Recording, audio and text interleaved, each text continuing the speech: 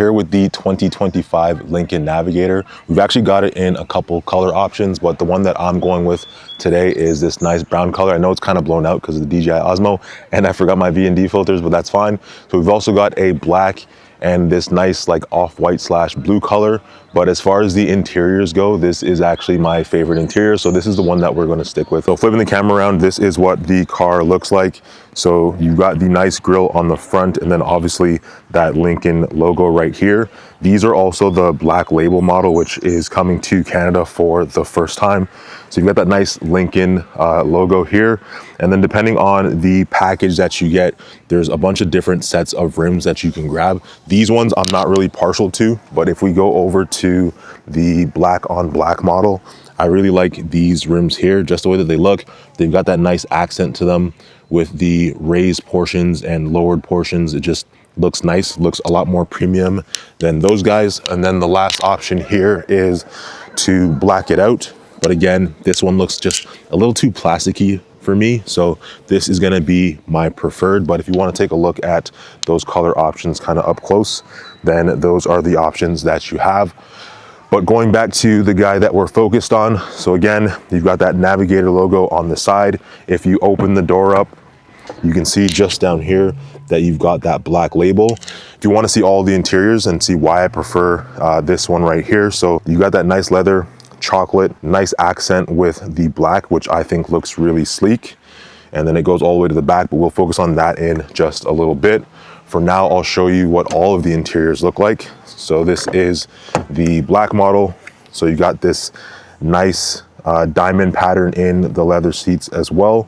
More of like a white on black, kind of reminds me of an Oreo look. It's more gray than white, I would say. The camera's probably not doing it justice, but again, that's the other option. And then finally, in the whitish, bluish, I don't know the official color or name of this color.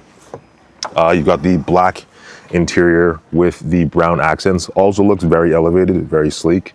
I do like it, but I just prefer the other guy a little bit more. So let's hop back over. So this is a 3.5 liter twin turbo V6 on the 2025 Navigators. They've got 440 horsepower and then 510 pounds per feet of torque. So overall, not too bad. They've talked about how these are also good for towing. There's got a lot of towing settings on the inside of the vehicle as well. But it's just nice to know kind of what you're getting, what you're capable of with this luxury vehicle. It's kind of hard to tell right now, but the step is out. However, this does automatically retract as soon as you have all the doors closed and you put the vehicle in gear. So this one here has it already retracted. However, if I open the door, as you can see, it pops out. You can step on it. It takes a lot of weight. I've been stepping on these for the last couple of days, so it's really, really nice. Now, getting to the interior of the car, and we're gonna start with the driver's seat and work our way back. So hopping into the driver's, first of all, obviously it looks very, very nice. You can hear that the ladder or the stair just retracted back into the bottom of the vehicle, but it looks very, very nice. The steering wheel has a flattened top and a flattened bottom as well. They say that the reason why they did that is because it has this nice long panel display here, and they wanted to be able to see that clearly while also clearly seeing the roadway. So if I turn the vehicle on, just a push to start with the gear selector right here. So turn the vehicle on, boots up. You've got a nice screen down here. You've got that panel display as well, which is very high res. And we'll talk about that a little bit in just a second. I've had a fantastic experience with that panel display. At first, I thought it was gonna be a little gimmicky, kind of like when I went to buy my truck and they offered me that 11-inch center console tablet that was like, out of the 11 inches, you probably only used like 6 of it and the rest was kind of useless space. This, however, is fully useful. I found when I was driving this all yesterday, we spent about 8 hours in car driving all over San Diego. We use this stuff a lot, and it's not just because it was our first time in this vehicle, it's because it's all practical and very, very useful stuff. So something that's new this year is you've got these two touch sensors on either side of the wheel. They do exactly what you would expect. So you're just going to manipulate these in order to change some of the settings in the vehicle. They just don't have them labeled. That way they can do various different things. So they're capacitive buttons. They have a touch sensor on it. And then once you click this center button, as you can see on the console, I'm moving my thumb around in a circle, and you can kind of see there that the cursor is also moving with what I'm doing. So what's really nice about this is, yes, you're able to control like volume and media from this little area as well. But if I just slide my finger over to that corner, once I'm there, or no matter where I am, the whole pad is a button. So I just press the button, and now I've got all of my controls for my mirrors.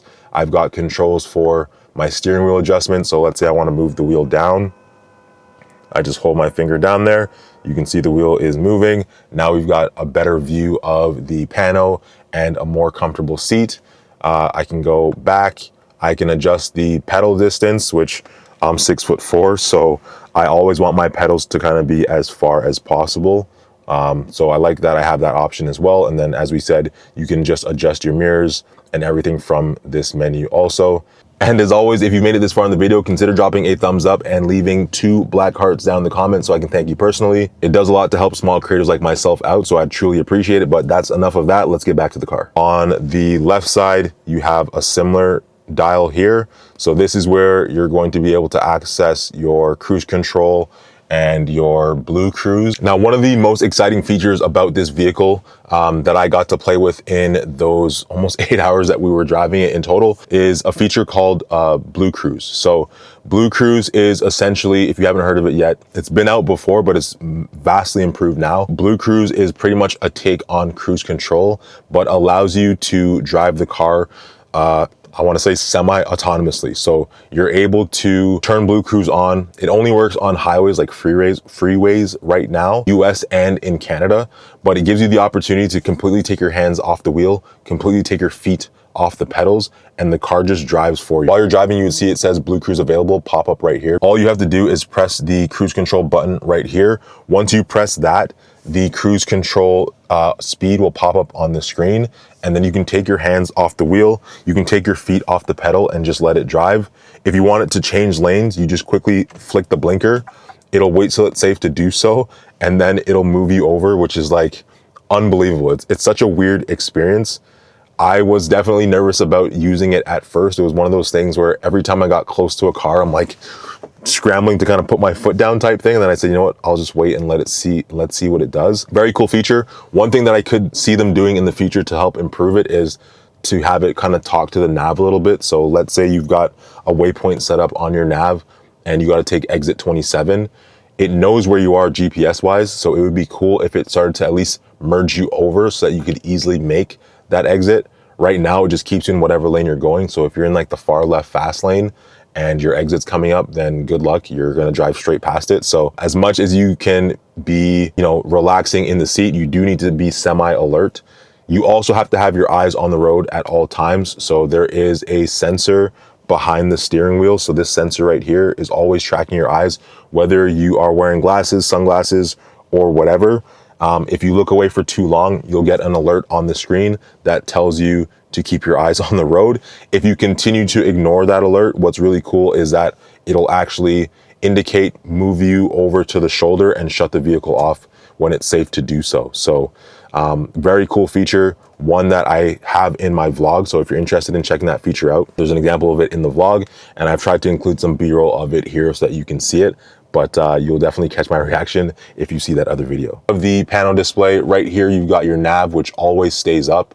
It's a perpetual nav. It's fantastic actually, because a lot of times when you're driving the vehicle and you get a phone call, the phone call takes over the entire screen. And if you're somewhere that you're not familiar with, like me driving around San Diego, I'm not familiar with the San Diego area. This is my first time ever in California. I'm Canadian, out of the Toronto area. So it was really cool that when we're playing with like the massage seats and all the settings and everything, the nav was up on the screen the entire time, and we were able to always know where we were going. So that's the left side of the screen where you got your vehicle, you got your speed, you've got the speed limit of the area that you're driving through. And then on the right side is where you've got your widgets and things that you can actually manipulate as the driver. So if you don't like this setup here, like fuel economy, the compass, and the time and date, you can change that to pretty much however or whatever you want based on the sort of limited options that are here. I'm going to focus on this first, and then we can talk about all the other features in the car. So looking at this little console down here, again, you've got your nav, you've got the option to add your phone. I haven't added my phone to this vehicle. I added it to the Navigator beside us, but that's okay. The audio is currently off. If you wanted to turn the audio on, you've got two options. You could turn it on from the screen here, as you just saw me do. Apologies. Or you can turn it on from this little crystal inspired dial. So as you can see, all it has down there is a little volume etched into the bottom, and then pretty much nothing else. So I can rotate that. That is what's going to manipulate the volume of the music that I'm playing. And then you can kind of use it as a selector. So they said it's crystal inspired. It is actually a piece of glass. So very nice. It does feel pretty cool. Going back up to the console options. So this, as I said, is perpetual. Like, you always have the nav here. Your phone stuff, your driver profile is all set up here as well. I think it's set to Serena for like Serena Williams from their Drop the Mic campaign. If I wanted to turn that audio back on, this is where it would show up. If I press this little button here, then it brings up my options for FM, AM, Bluetooth if my phone was connected, etc. So you've got all of your options, Apple CarPlay and Android Auto. Moving back over to this home section here, if I click on the little car icon, that's where you get to see a lot of the other controls for the vehicles. So the drive modes, for example, everybody seems to love the Excite mode, but you can kind of go through and choose whatever you personally like. But Excite would be the one that gives you the ability to play with the gears yourself. They don't have little gear shifter paddles. It's just this guy down here, which some people might complain about the location of that. Moving on to the rest of the stuff though. So you got your drive modes, auto hold, traction control, hill descent control, driver memory. So once you set up all of your seat positions and things like that, because there are 33 different movements that these seats can do, like, they're actually insane how many manipulations you have for this seat and the passenger seat. You definitely want to save your profile so that when you sit in it, it goes back to exactly how you had it set up or how you wanted it to be set up. So driver memory, you've got digital sense. So as you can see here, there are three options: Mystic Forest, Ozonic Azure, and Violet Cashmere. 97%, 98%, and 95% remaining. These scents get diffused through the car in a couple different scenarios. So right now, just sitting in it, I can select, how much of that scent I want to come through, or I can switch it to another scent, or just turn it off completely if I'm not necessarily enjoying it. There are more than 3 scents to choose from when you pick up the vehicle, but you can only have 3 in the vehicle at a time. And they're rated to last for about 6 months each, I'm told. So coming back, that's the digital sense. So as I said with the seats, there's a lot of stuff that you can do. So you can manipulate the second row seats from the driver area. You can also manipulate the passenger seat beside you as the driver, and then adjusting your seat. As you can see, tons of different zones here where I can either click them through this way to get to each zone. I can move through the zones by clicking on this little button here. And then this little panel that you see is actually replicated on the side of the seat just down here. So I can also do those same manipulations while driving with my left hand to kind of get through the menu and adjust the things that I want to adjust. You also have this option of massage seating as well. When you couple this with the heated seats, game changer. So it shows you the actual pattern of the massage as you go through. My favorite one was rolling with the heat on. As I said, we were in the car driving around for about 8 hours yesterday, and this was huge for me. So I can adjust my massage, I can adjust the passenger massage, and there's also massage seats for the second row as well. And they kind of have their own console to control that just right there. So tons of options. And then this is where that whole idea of having a perpetual nav comes into play. Because if I'm driving the car and my passenger decides that they want to get a nice massage going on, usually this would pop up and take over the nav, and then you're driving blind for a little bit.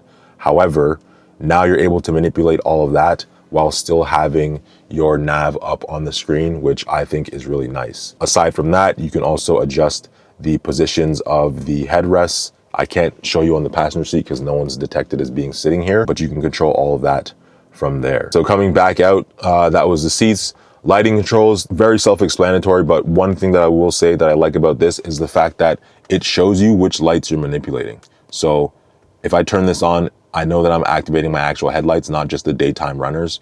For example, you've got the auto mode, you've got the parking lamps, which I can turn on, and that would show me also where those are. And then you can manipulate all of the interior lights. Because it's daytime, you can't see all the LEDs, but if you were curious to know where they were, when I'm playing around with this guy here, it actually shows me, I'll use a brighter color, it shows me where those lights are in the car, so you would have an idea of just how many there are as well. Brightness for the screen, parental controls, so like the window locks at the back, the door locks so that kids can't just open the door when you're on the highway, for example. And then the rest is pretty self-explanatory, like it's just stuff that you would see in typical cars. So vehicle status will show you your oil life, tire pressure, etc. And then the basic controls down here for the AC, heat, and synchronizing it on either side for you and the passenger, as well as do you want it to come through the top, the middle, or the footwell. So as far as the apps, there's nothing here that's like really new that you never would have seen before, just your typical apps that you would expect in a car that's running Android. However, they've added this new section called Rejuvenate, which is a really cool experience. So as you see, when I press that Rejuvenate button, it brings up this waterfall on the pano. There's actually 3 settings that you can do for Rejuvenate. So you've got a waterfall meditation, you've got the elements, and you've got Aurora Borealis. And when you change each of those, it changes on the pano as well, which is really nice. Now, what this actual Rejuvenate section is it's supposed to be like a 5 or 10 minute, you can choose, moment of respite throughout your day. So you've gone through a busy day. Let's say you're just leaving work and you're picking up the kids, but you just need that quick 5 minutes to kind of get yourself back to normal. That's what this Rejuvenate setting is for. So it runs you through a little bit of breath work. It runs you through like a 5 minute or 10 minute meditation. And there's a calming voice talking, there's a little bit of music, and it also goes through like a preset, I guess, list of things that it does to help you relax and then bring you back out of that relaxation in a way that isn't very abrupt. So they don't want you to fall asleep, because obviously you're doing this in a parked vehicle, because your vehicle for a lot of people is your sanctuary. They don't want you to fall asleep in the car and then, you know, wake up super groggy as if you took that nap that was a little bit too long. I guess in their testing, they found that 5 or 10 minutes was kind of the perfect length of time for something like this. So if I were to show you guys a quick preview, for me, I'm partial to the waterfall. I just like the way that it looks on this, you know, very high res screen here. And I would have to turn the car on, so one sec. Vehicle's now running. I can hit that 5 minute button here, but just for the sake of video, we'll do the preview. And you can see it would start with this relax, so it'll recline the seat. The steering wheel would also move away from you, and then it adjusts the cabin temperature to make it more relaxing. It starts up a nice massage for you, and then it tosses out one of the scents that you've liked.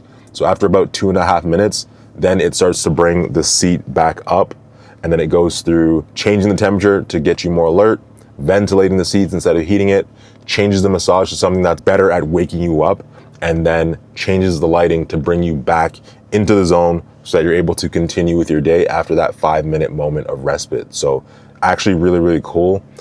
We got to test that out for 5 minutes and I truly enjoyed it. I think that's something that I would honestly do on a regular basis if I had this vehicle. Now, the last thing is, as we were saying, with the pano on the right side, all of this stuff you're able to manipulate. So for example, if you're someone that's not directionally challenged and you don't need to know which direction the vehicle is facing all the time, then if you come down here, you can change the compass out with anything that you would prefer. So let's say weather, for example, I can just toss that up there and you'll see that gets reflected on this screen. Another thing would be if I threw the media up and I had my phone connected, I don't want to have to be driving the car and then looking all the way over here to check what's playing. Or, I mean, you could look down here too, but you get my point. So let's say I wanted this to be closer to the center because that's just what sits right with me. Then it's just a quick slide over, boom. And then you can see it adjusts everything on the screen. If I want to move it to the center, same thing, or back to its original position. You can play with this and kind of do whatever sits right with you at any given moment. And then there's also like a couple other options. So if I wanted the hourly weather to show up instead of just the entire day type thing, click that, and now I have that hourly option. So really, really nice. So that's everything to do with just the front of the vehicle, because there's a lot of tech packed into this that I think a lot of people will enjoy. But getting to the actual interior proper, you've got the cup holders right here. And then on the left side, you have this little area where you can charge your phone on this side pad there. Let's see if it fits my Pro Max. So this is an iPhone 16 Pro Max. Put it down there, fits perfectly. It would charge, but my case isn't one that makes it easy to charge your phone by wireless Qi charging. And then you've also got the option to plug in cables and charge that way. Over here, this is probably one of my only issues with the car. So it's nice to have two separate armrests. It is. However, the thing is, these don't open independently. So if I open this, it's going to open up both sides. And when I was driving yesterday for that 8 hours with a passenger, whenever I had my arm here and he had his arm here, intuitively I'm looking at this and thinking that I'm just going to open my side and grab my camera or whatever, but I kept bumping his elbow off and vice versa. Like the same thing happened when he was driving and also while he was a passenger. So that's the first thing. The second thing is, when you open this up, this compartment here has this little tray, and I don't know, like if you like the tray, fine, that's totally up to you. I don't really like it that much. I think that this could be replaced or made a little bit better, because when the tray's in place and I want to reach something down there, so I had my X106 down there and I'm driving, I can't fit my hand back here really to get the camera out and pull it out comfortably. You see what happens with the tray. And then same thing, I can't do it from the front really either. So while you're driving, you got to take this tray out and then get whatever you want down here, right? Put that back and then put the tray back in, which is a lot to do while driving because it is very finicky, but that's neither here nor there. You've also got two USB-C cables or charging ports right here. So that's the front area. Over here, standard glove box, good amount of space. And then you've got your vents set up here, vents, two more drink holders on the driver's side, and then just a random holder over here. On the left, lock, and then all your window manipulations. And then for the tailgate here, you can put the actual tailgate down that you can sit on. And then this also just opens the trunk. So again, tons of options up here for both the driver and the passenger. If you want to manipulate the moonroof, that is not down here. It's actually up here. So I can hit that button, and as you see, it's retracting. Let's open it all the way and get a little bit more light in here, because we're going to be moving to the back in just a second. All right, so we're going to jump into the second row of seats and then talk about what they've got back there. So now we're in the back seat, seated behind the passenger, and this has some really cool features back here as well that I like, especially as a taller person. So I'll show you what I mean. So first things first, where the seat is currently, I do have enough space. Like my knees aren't touching the seat in front of me. I've got my own personal screen here, and then there's a second screen for the person that's seated beside me. At the back, you can see the third row back there, which I'll try to fit in just a bit. Down here, I've got my own console. So take these remotes out for a second. Two cup holders. This is what it looks like when that's closed. And then another charging space that could still fit my Pro Max. And then I've got my own little console that I can manipulate down here as well. So as the second row, I can play with the seats. I've got my adjustments, massage, heat, cool, and then something called chauffeur mode. So chauffeur mode I really like. If I want to move that seat that's in front of me for whatever reason, I'm sitting back here because, I don't know, it's an Uber, or because my little brother is seated in the front and he's not as tall. I can do that from this little section here. So I can push his seat forward. And as you can see, seat is moving. Now I've got a little bit more leg room. I can move that seat forward and back at the hinge. Let's say I'm seated back here for whatever reason. I want a better viewing angle of my screen. I can manipulate it that way, which is also really cool, and then just move the seat back. So chauffeur mode is something that I really like. Tall, short, whatever the case is, it's going to be useful for pretty much everybody. If we go back here, you've got your audio controls as well. So everything that's playing up at the front, I can manipulate back here also. Continuing on, we've got climate controls, air quality, and then also the lighting controls for back here as well if you want to get some nice ambient lighting for yourself. But then this also has the same issue as the one at the front. So it looks nice, two separate elbow rests, but it opens both at the same time. This one though doesn't have a tray, so you get a nice amount of space down here. Like it's a pretty deep well for anything that you might want to store down there. So for the second row, honestly, I got to sit in the second row as they transported us from the airport to the hotel. And it was a really, really nice experience. Like a lot of times, second rows of vehicles doesn't feel as elevated as the passenger seat or obviously as the driver's seat, but they've done a good job to make sure that the second row does feel just as luxurious and just as comfortable as the front, but you're still getting a lot of stuff to make sure that your drive is as comfortable as possible seated here. Not so much for the third row, but we'll check that out in just a second. So let's go and try to fit back in that third row, and we'll talk a little bit about that. So another thing that I like about this here is that if you wanted to easily access that third row, it's just as simple as a button press. So there's a little forward arrow. I don't know if you can see it, but if I press that here, you can see the seat automatically starts to move. So it automatically tilts forward and then moves this portion forward. So now I've got a ton of space to get into that back third row portion here.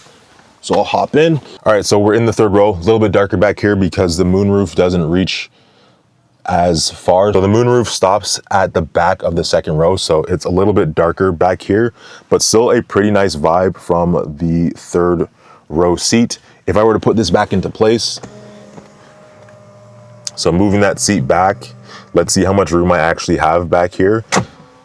So as you can tell, it's hard to see my knees, but my knees are kind of to the side. Overall though, it still doesn't feel like this third row was kind of like an afterthought. You know, one of those situations where it's just like, yeah, we need a third row. Let's just like toss something back there, and you're hugging your knees to sit back here.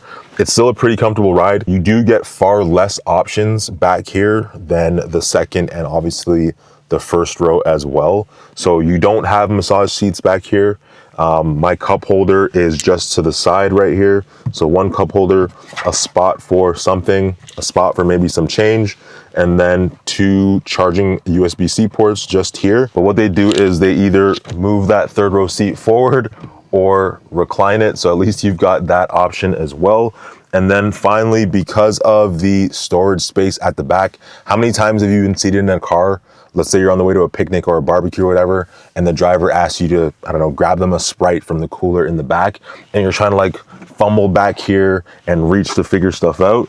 You don't have to do that, because if I pull this little strap here, this guy moves forward, and then I have access to the rear trunk space very easily from there. So I can grab whatever I need to grab and then throw this back up, and it works out pretty well. So the third row isn't terrible. And then let's just quickly talk about the back, and we're pretty much done. Okay, so the last step is the rear of the vehicle. Double press on the fob, it'll open the back for you. And as you can see, it's got that double gate as well, which is pretty nice. You do have that option to keep this bottom portion closed and have that up. This right here is what is used as a table. So you can use it as a tabletop. You can use it as a backrest. So when you have this down, you can sit on this and then readjust this portion to have it as a backrest, which gives you a nice easy seat. Let's say you're at a tailgate or something, for example, and you just want somewhere to sit down and demo your hot dogs that you just finished barbecuing, then you've got that option. And then, as I said, all you have to do is adjust this portion here, and you can use that as a backrest for all the people that are sitting back here. There's some auto trailering features down here. I didn't get a chance to mess around with those too much. Like, I'm not somebody that really trailers anyways. And I doubt many people that buy Lincoln Navigators are gonna be too worried about really hitching things up to this. Like, it just doesn't really compute in my mind. If you're interested about the trailering information, I mean, I'm sure I can get that to you. So just leave that down in the comments, and I'll get whatever info you need. We do have some video examples of it as well, but overall, very, very nice car. I definitely enjoyed driving this guy, and I think that if you were to pick one of these up, you would absolutely enjoy it as well, because the experience is incredible. I don't know how I'm gonna go back to driving a vehicle that doesn't have massage seats. Like, that was game changing for me. I thought seat warmers were nice, but once you get the seat warmer with the massage for like a 3-hour drive as well.